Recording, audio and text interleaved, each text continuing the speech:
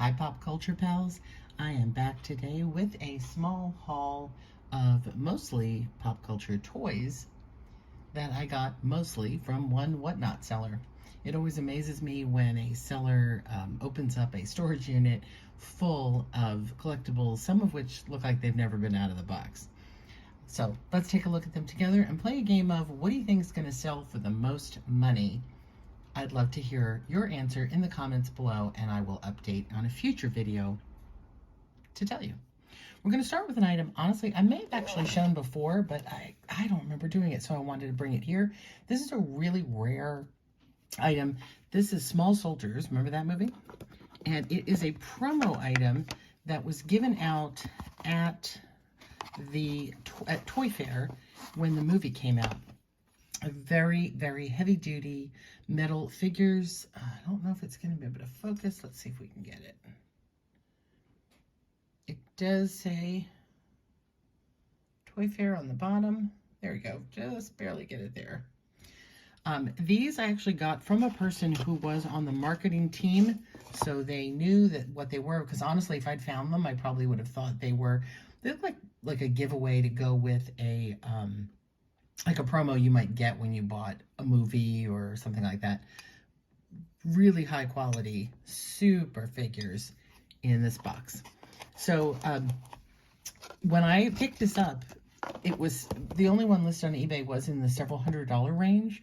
And then recently one had one up for auction. Downside of auctions, people, it went for the opening bid of only $9. That person got themselves a hell of a deal, because even if it isn't technically worth $200 in the sense that someone would buy it, this is a rare limited edition Small Soldiers collectible movie marketing memorabilia. And yeah, that's hard to come by. Next is an item I picked up for myself. This is Supernatural. It is a Loot Crate exclusive, which I wish it didn't say in such big letters on the top. I wish that was on the back, because it kind of really does muck up the packaging. But otherwise, it's a pretty nice little die-cast Impala from Greenlight Hollywood. The box is in a little bit of rough shape. You can see it's been opened and closed a few times where it doesn't quite shut like it should. But otherwise the box is pretty nice. Normally I take things like this out of the box, but this one's probably going to stay in, as I do like the way this lays out here. So that one's mine. Next, we have a couple of really fun plushies. This is what started me buying. So I may have mentioned my Whatnot strategy, as it were. And if you're interested, I was thinking about doing a video on my Whatnot buying strategy. Let me know in the comments if you'd like me to do that video. One of my strategies is to open quite a few auctions that I'm interested in, and as soon as I buy something, then I hone in on that one, because then in most cases, if the seller's doing it right, shipping reduces to nominal amount. So for example, the first item this person had up was this duo of plush. They are Loot Crate, but this one is a kid robot. It's the face hugger. Fun little tag is still on it, which has made it even more valuable. Same here, Leatherface with his kid robot tag. Kid robot stuff is almost always collectible. If you find any of their little figurines, grab them. They're great. They hold their value. So again, these aren't worth a ton of money, but mostly it was one of those, I couldn't leave it behind. The horror collectors that were on the site, on the auction, weren't interested in these. I guess they were too cutesy. So I got them for the opening bid, which was like $5, but then paid the full pop $8 shipping. So out of the gate, you know, they cost me a little bit, but not really when you think about that I got two of them. But then almost everything else was free shipping. So when you combine it, it's great. Which one do you like better? So cute. Oh, face hugger. Oh, we're going to segue a little bit to show you this. So this actually didn't come from Whatnot, but I did want to show it to you guys. It's another example of things I call a rescue. So we live near Disneyland, so we do get a lot of Disney merch, leftover merch from the parks that's been donated to the local charity shops. So this was the lanyard that was given out for the Disney After Dark Sweethearts Night, I'm assuming for Valentine's Day. And they would have put their passes in here.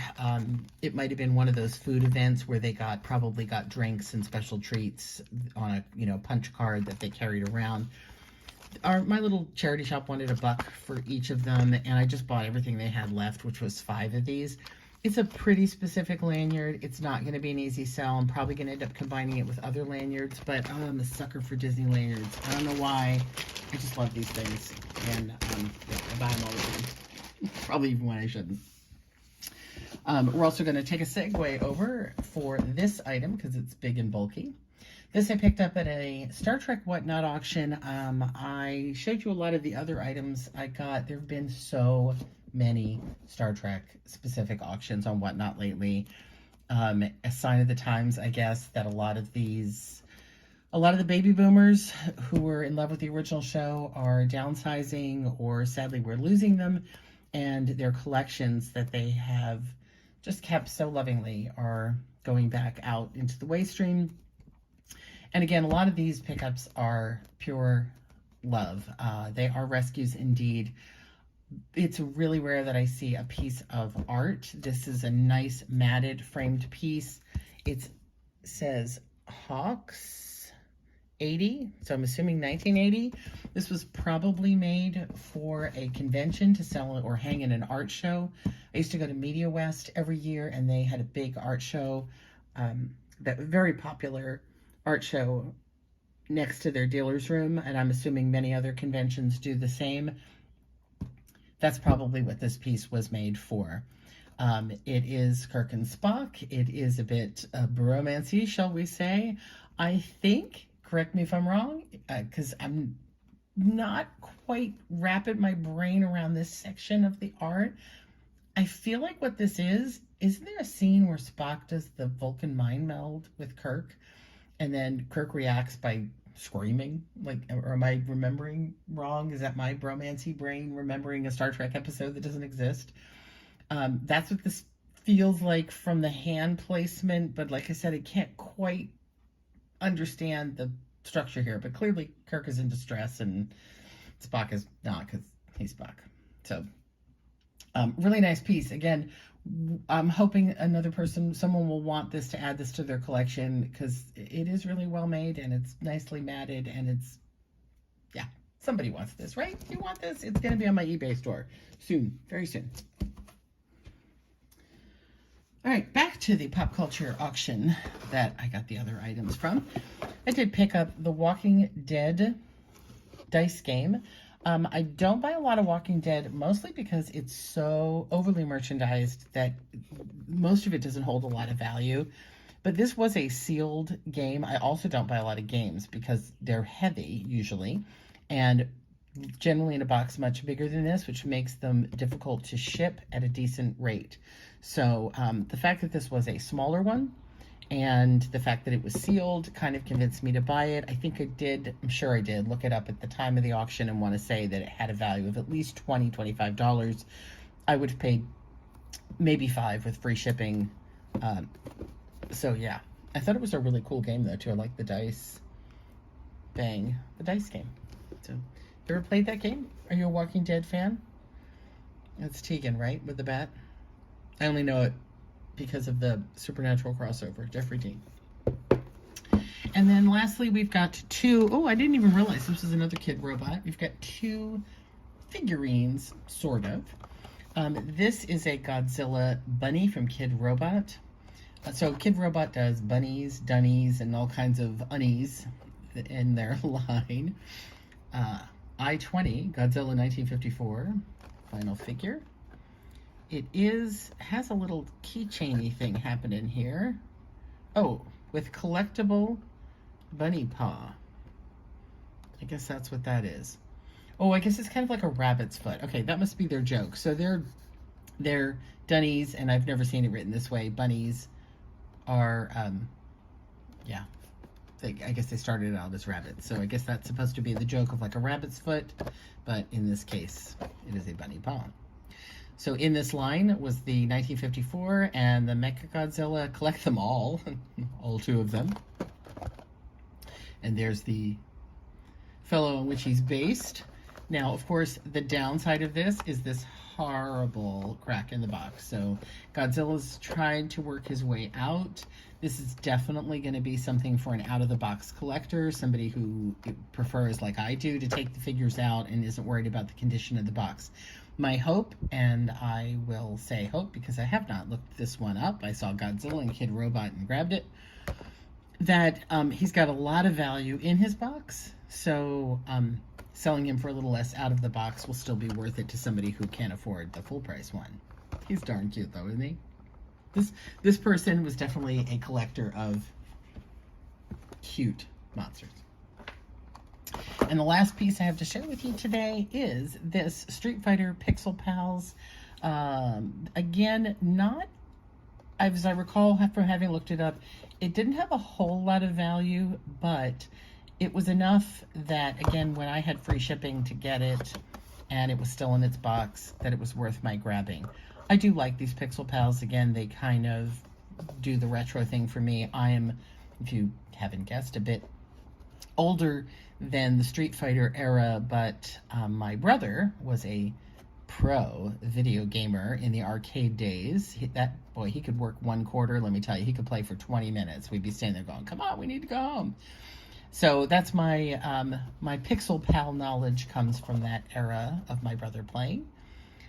So he definitely would have been a Street Fighter player. I'm sure I have watched it many times. And I can't see it. This is made by PDP. Capcom is the video game maker. And then it is a little, it's just a figurine, I believe, right? Oh no, it says I light up. I'm right in front of my face. I assume that what translates into. So he's kind of like a little nightlight. Intended for children unless they are supervised. This is not a toy. Yeah, so pretty cool. Again, he's in his box, so we're going to leave him in his box. We will photograph him in his box, and that's how a buyer will get him. So that's what I have to show you today. Pixel Pal, Godzilla, my face hugger, Leatherface, Supernatural, Small Soldiers, Walking Dead dice game, and that big Star Trek sketch. What do you think? What's your favorite item in the bunch? And which item do you think is going to bring the highest return on eBay? I paid pretty much the same amount for all of these items, so this is a real even playing field to see which one's most valuable. I'm guessing, and again, having only done a little bit of survey, Small Soldiers should be, but that's going to take a long time to sell. I'm thinking Godzilla is going to be the first out of the gate at the best price. That's my guess. I have other videos coming up. I'm going to show you more pop culture items and things because I keep shopping on Whatnot. And if you'd like that video on my Whatnot strategy for sourcing for your eBay store, let me know. I'd love to do it.